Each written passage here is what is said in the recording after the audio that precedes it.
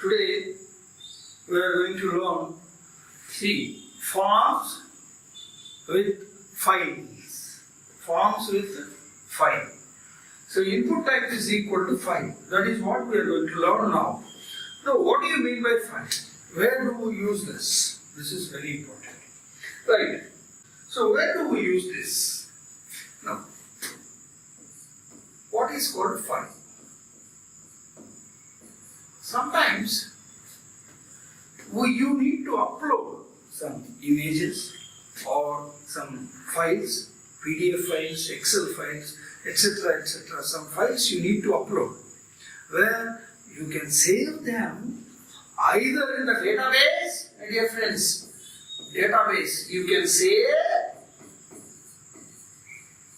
the files in database, or remember, or you can save them in a folder. You can save them in a folder, and whenever you need to retrieve, you can retrieve them same from that folder. So that there are two types. So, but saving in a database is a difficult task. So we are going to save in a folder. So folder means I need not tell you that, so it needs an absolute path or relative path. So here are two terms, what is called absolute path and relative path.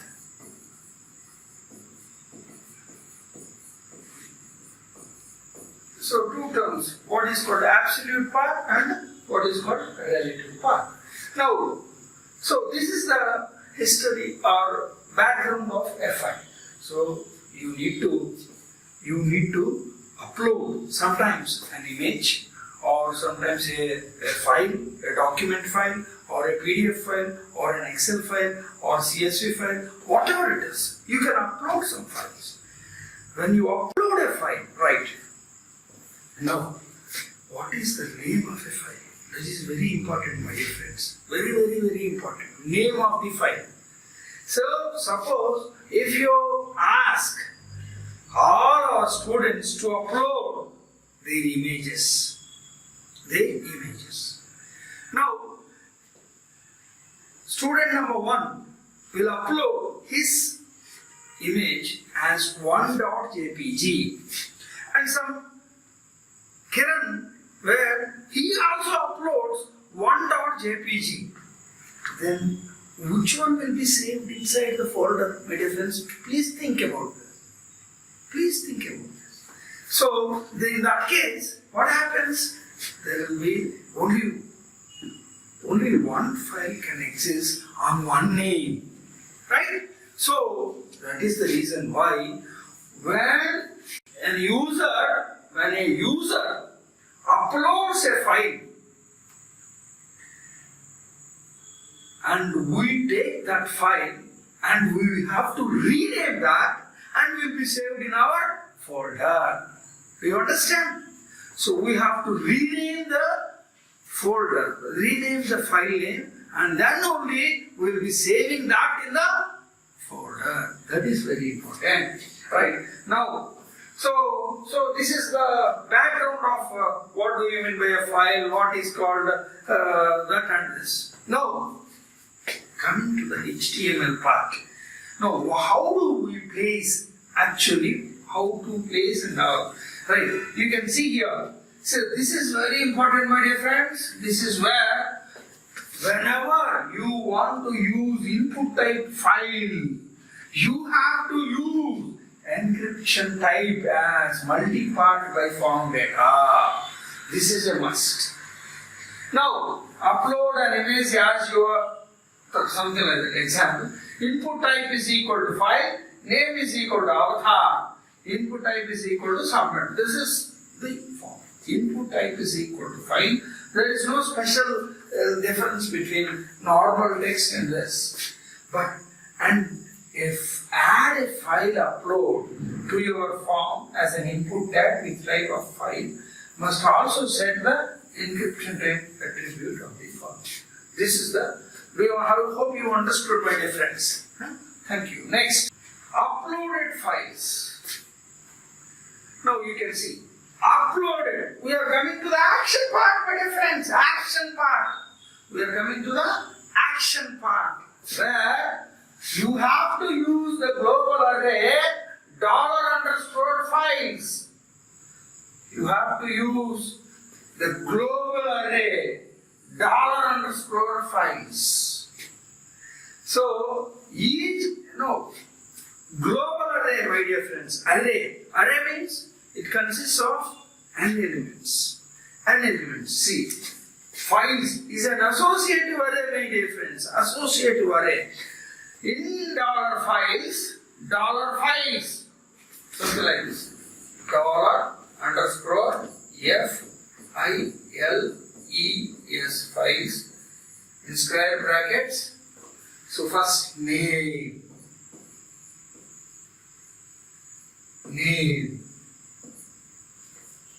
The local file name that the user uploaded. Suppose a user uploads one.jpg, then this $_files of name gives you one.jpg. What is the type? If whatever the file the student uploaded, that will be the dot extension will be placed in type. And similarly, size of the file also in bytes. You can get it $_files of bytes. TMP name. This is very important. Now, whenever you do this, automatically PHP gives a temporary name to this file. Temporary name. It gives you a temporary name. Later point, you can move this temporary file to a name which is given by you with the absolute address. So that this temporary file will be saved as the file name given by you. This is what it is. So, my dear friends, let me tell you again. We are coming to the action part of the file. Here, the uploaded files are placed in a global variable called as $_files. $_files. Right? So, in this $_files is an associative array. In this, name, associative array, $_files of name, $_files of type, $_files of size, $_files of TMP name gives you the different things. Right? Next. Now, so example. If you uploaded toby.jpg as a parameter named avatar, then $files of avatar name will be toby.jpg. See this. Avatar is the name given here. And this is a two-dimensional array. Avatar and type will be image JPG. Avatar and TMP name will be something like, so this is not right. Similarly, $_files gives you the size of the image or a file, whatever. The size of the image, that also will be right. You can now check whether the size of the file is below what you know, restriction. Then you can move. Otherwise, no, you can ask them that your file is too big, so we cannot take, something like that you can say. Right, next. Now, see, this is very, very, very important, my dear friend. Just have a look at this. Right. Now, see, is _uploaded file. ఒకవేళ మీకు $_file stamp name లో ఒక file ఉంటే, my dear friends, ఉంటే అది ఎలా కనుక్కోగలం? is _uploaded file is a predefined function which checks whether TMP name toti ఏదైనా file exist అయిందా లేదా. అయితే then we can move. Otherwise, some error we can say. See, move uploaded file. See, $_file TMP name, comma, your C files, avatar.zip where this is our file name, my dear friends. This is our folder file name. So, this temporary name file will be moved to our file. Suppose if I say some $K1 is equal to abc.jpg, and if I say this, if I delete this and write as $K1, something like this, then this file will be saved as abc.jpg. This is what we require. So whatever the file name the user uploads, that will be saved with our own name. This is about files. Hope you understood. Hi. Right, today we are going to learn what are called mysql commands. mysql commands. So mysql commands, my dear friends. Right, there are three things here. Right. HTML, PHP and mysql. There are three things, my dear friends. Three things. What do you mean by HTML? Where do we use that? HTML and PHP, these two are used like brothers and sisters. That means there is no need of any connection to display HTML code. There is no need of a special connection to display a PHP code. These two are simple as this. HTML comes with tags. Now if you want to use PHP, that also comes with a tag. PHP also a tag, my dear friends. So HTML tags, something like this. PHP tag is something like this. Just like this. So HTML, PHP can be used in only one file, my dear friends. Now what about mysql? Where mysql, my structured query language, where all my data is saved in mysql. But mysql is not at all a family with PHP and HTML. This is entirely different. So a different one. So in this case, what we have to do is we have to connect these two. Which one? PHP and mysql. We have to connect these two. Now, what are the commands that are available to be used in PHP in conjunction with a structured query language? That is what we are going to discuss now. First one is connection. Connection. We have to establish a connection between mysql and PHP. How do you establish? There is a command, just a command, that's it. Similarly, database allocation. Database name. What is your database name? What is the database name you are going to use? That also have to be defined. What is the command for query execution? How do you read an SQL table? Number of rows. How many number of rows recently with the recently executed command and other command. This is what we are going to learn in this thing. Next. Now, what do you mean by connection? mysql underscore connect is the file name here. mysql underscore connect is the file name. is a command name. Here it consists 3 parameters. One is host, second one is username, and third one is password. What is host? Host name. You have to mention the host name. See, if you are using with your local host, then you have to use local host, something like this. And root WDP is the password, something like this.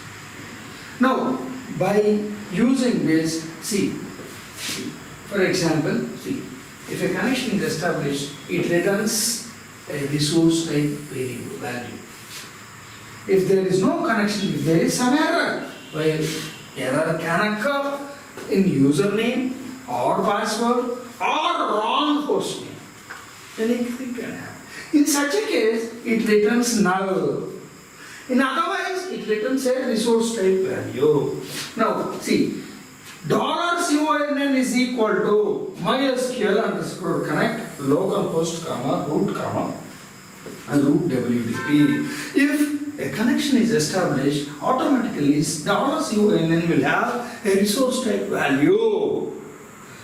Now, if otherwise some error is there, if root WDP, instead of root WDP you placed root, then password is error. So in such a case, CONN becomes null. If CONN is equals to null, there is some error. Otherwise, you can proceed. It is connected. That's it. No need to check whether it is connected or not. No need to check. It is connected. Next. So, how do you select a database name? Database name. Right. Selection of this can be done only when a connection is established. You have to connect. A connection is established. See, if CONN is a resource type variable, then mysql underscore select underscore db database name, then resource type variable. Example, if CONN is equal to mysql underscore connect localhost comma root WDP, then so this is the connection already established, mysql underscore connect localhost root WDP. If CONN means if a connection is established, then you can select mysql underscore select underscore db student comma CONN gives you automatically the database name student is automatically connected to this particular CONN. Whenever you use a query, automatically it goes to the student database. That is the meaning of this. mysql underscore query is the command. Here you can use the SQL command. Directly you can use the SQL command. mysql underscore query select star from EMP. Automatically all the rows of EMP table will be displayed. It will not be displayed anywhere. So automatically that thing will be executed and the result can be stored here, my dear friends. Result is also stored in our PHP variable.